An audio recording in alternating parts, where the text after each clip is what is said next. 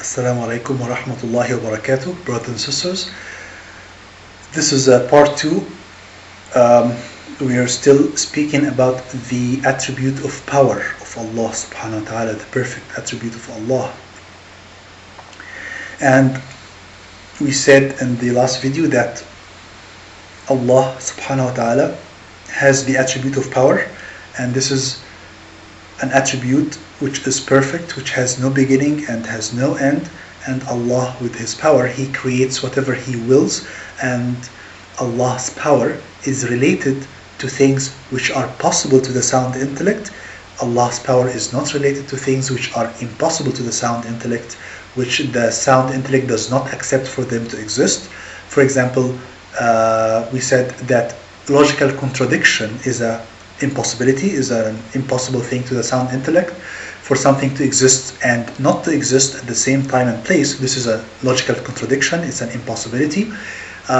For Allah to have a partner, this is an impossibility. The sound intellect does not accept for this to exist. For Allah to have an end or to have a beginning, all those imperfect attributes are impossible to be attributed to Allah subhanahu wa ta'ala. The sound intellect does not accept for them to exist. So the power of Allah subhanahu wa ta'ala is only related to things which are possible to the sound intellect, which are all the creations and what can be created.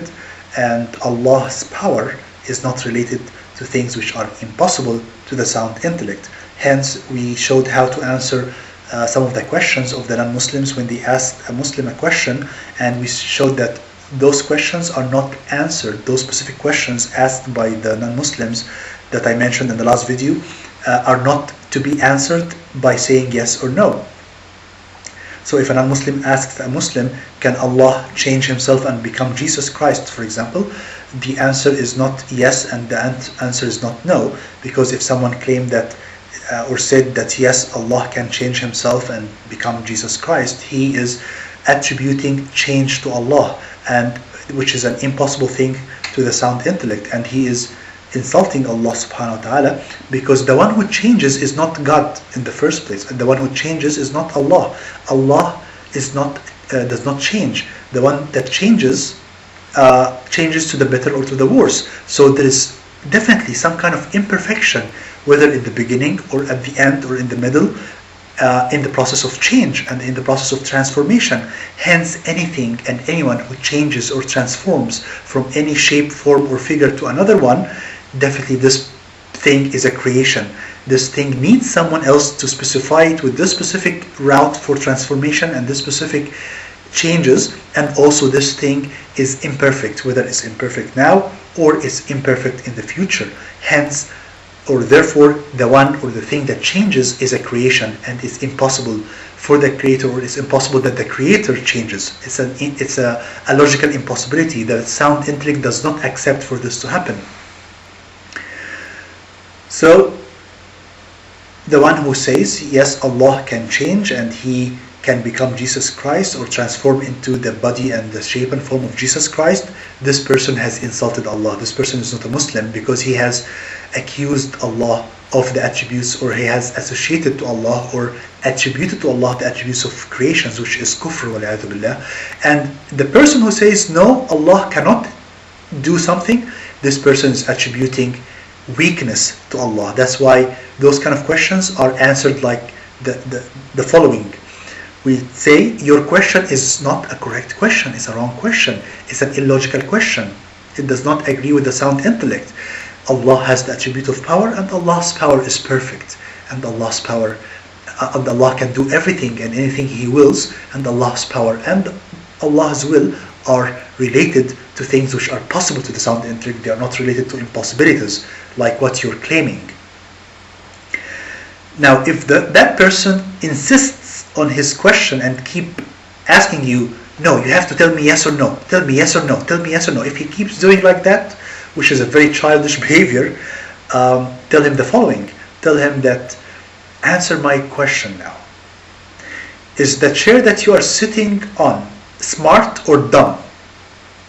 Is it a smart chair or a stupid chair? Definitely, the kafir, the mulhid, the atheist will be surprised. He will be taken by surprise. What do you mean? What kind of question is that? tell him, answer me by yes or no. Is this chair dumb or smart? Is this chair stupid or smart?